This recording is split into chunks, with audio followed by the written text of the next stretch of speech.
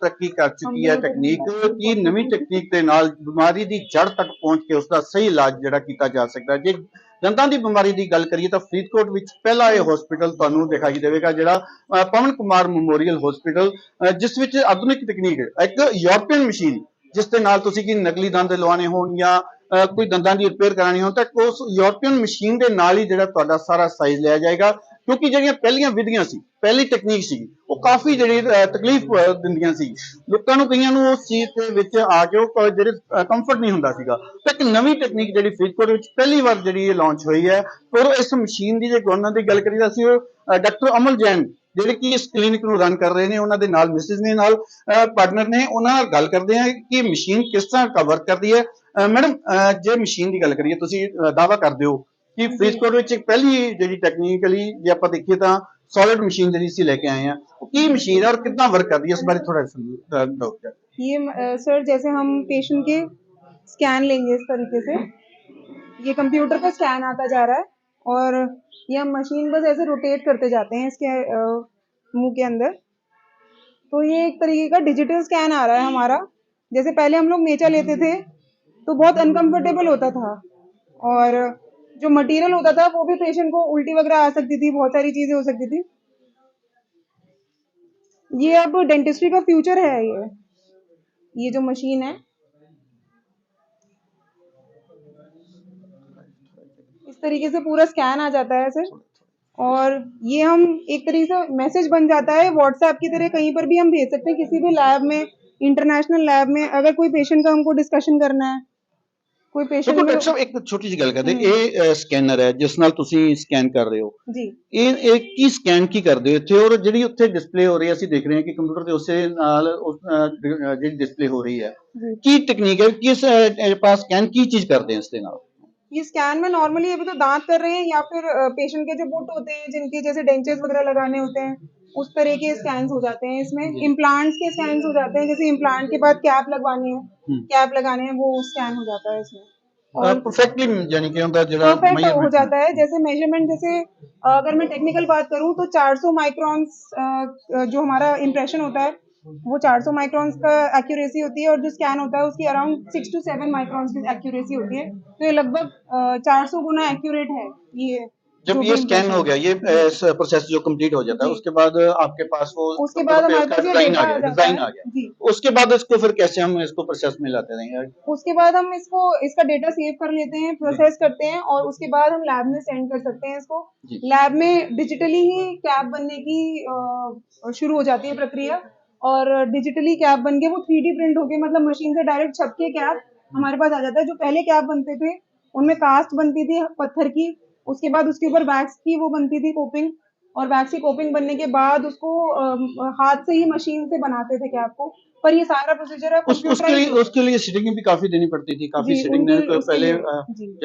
जाम माने तो भी नाप देना पड़ता था, उसके बाद उसकी तैयारी होती थी, फिर उसको लगा के देखना काफी लंबा प्रोसेस हो जाता है। इसके बाद ये टेक्निक आने के बाद इस टेक्निक आने के बाद बस एक बार स्कैन लेते हैं, दूसरी बार में कैप रेडी होके लग जाता है और एक्यूरेसी जो मैं अभी देख रही हूँ पेशेंट्स में बहुत अच्छी एक्यूरेसी आ रही है, किसी पेशेंट में फिट की कोई प्रॉब्लम नहीं आ रही है और आगे भी नहीं आएगी। जितना एक्यूरेट कैप होएगा उतना आगे भी और दांतों में भी प्रॉब्लम्स नहीं है। जैसे डेंचर बनाते हैं पूरे दांत मानो के दोनों डेंचर बनते हैं तो उसको जब लगाते तो कई बार महीना 2-2 महीने उसकी सेटिंग ही नहीं आती थी, बार बार डॉक्टर के पास जाना पड़ता था, इसको सेट करो, ये यहाँ से लग रहा है यहाँ, वो प्रॉब्लम भी इसके साथ जी बिल्कुल सर, इससे कवर होएगी वो प्रॉब्लम और आगे आने वाली डेंटिस्ट्री में ये फ्यूचर ही है।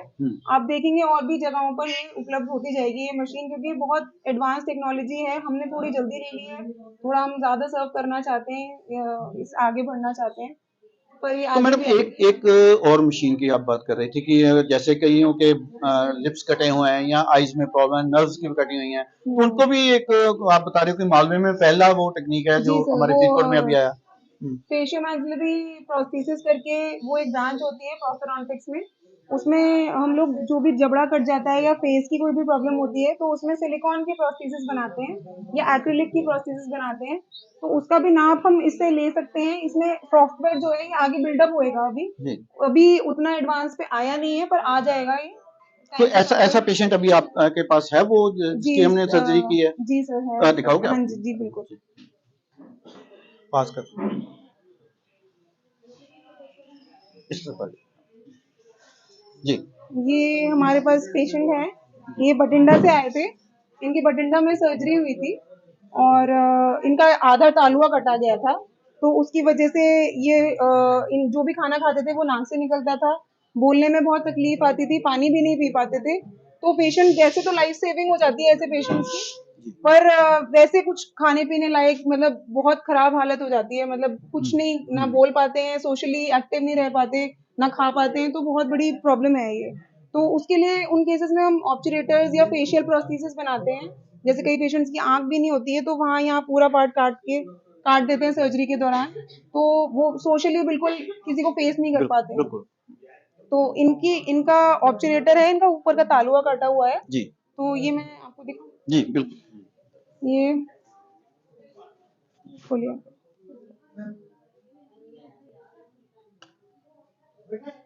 ये इतना बड़ा डिफेक्ट है अंदर, जितना बड़ा ये ऊपर है जी। उतना बड़ा अंदर डिफेक्ट है तालुए का। तो इसमें तो बहुत सरवाइव करने में काफी दिक्कत आती होगी, जी खाने बिल्कुल, पीने की या खाने मानना। पीने की बहुत दिक्कत आती है सर इनको। अच्छा, ये लगने के बाद फिर पेशेंट नॉर्मली खा पी सकता है या जी बिल्कुल खा सकता है, क्योंकि ये आधे ही दांत है इनके, या तो इस तरफ से खा सकते हैं, अगर इस तरफ से भी खाएंगे तो भी ये अंदर के छेद में घुस जाएगा घुस खाना जाएगा? सारा, बिल्कुल तो बिल्कुल वो नाक से कनेक्टेड होता है ये वाला छेद, तो ये पूरा बाहर आता रहता है, जी तो लाइफ बहुत मुश्किल हो टफ हो जाती है इन जाती है। जी पेशेंट्स की। जी जी तो इनके पाइप लगी हुई थी, पहले पाइप के थ्रू मतलब थोड़ा जो जाता है लिक्विड्स वगैरह वो चले जाते हैं, पर खाना चूइंग वगैरह बहुत मुश्किल हो जाती है, नॉर्मल एग्जिस्ट करना ही बहुत मुश्किल हो जाता है ऐसे मैडम, पेशेंट्स इसके को। मटेरियल की बात करें तो ये मटेरियल भी कोई स्पेशल होगा, ये क्योंकि ये मटेरियल काफी, क्योंकि माउथ में रहना है तो अनकंफर्टेबल ना हो। ये मटेरियल बायोकम्पैटिबल होता है, मतलब इसको मतलब कोई प्रॉब्लम नहीं आती पेशेंट को, नॉर्मल जो रूटीन है और स्किन वगैरह में किसी भी तरह पे कोई इशू नहीं आता है इस मटेरियल से। ये कहाँ से आपको ये इंपोर्ट हम करना पड़ता है? ये मटेरियल नॉर्मली वैसे जो सिलिकॉन होता है, जी जी जो फेशियल प्रोसेस का मटेरियल होता है, वो तो हम यूके से इंपोर्ट करते हैं। ओके। बाकी ये मटेरियल अभी अब इंडिया में भी अवेलेबल होने लगा है, जो इस प्रोसेस में यूज हुआ है, और जो फेस का इंप्रेशन वगैरह लेते हैं उसका सिलिकॉन का अभी तक इंडिया में अवेलेबल नहीं है, वो हम यूके से इंपोर्ट करते मैडम, जैसे आप दावा करते हो कि ये पहली टेक्निक है जो फरीदकोट में आई है, शायद मालवा एरिया की, हैं। जी तो जी जी इससे पहले बात करें तो कहाँ ये ट्रीटमेंट संभव हो सकता था? सर, ये टाटा मेमोरियल में हो जाता है सर ट्रीटमेंट, जो मुंबई में है, वहां पर स्पेशली 3 ईयर पंजाब में से। अगर बात करें तो पंजाब में ये पहला है? पंजाब में सर कुछ जगहों पे, चंडीगढ़ वगैरह में हो सकता है हो वो, सकता है। बट बहुत ज्यादा पेशेंट्स को या डॉक्टर्स को इस चीज की अवेयरनेस ही नहीं है कि इस तरह का ट्रीटमेंट होता है। ओके। तो काफी राहत मिलेगी इससे पेशेंट्स को भी? जी बिल्कुल राहत मिलेगी सर।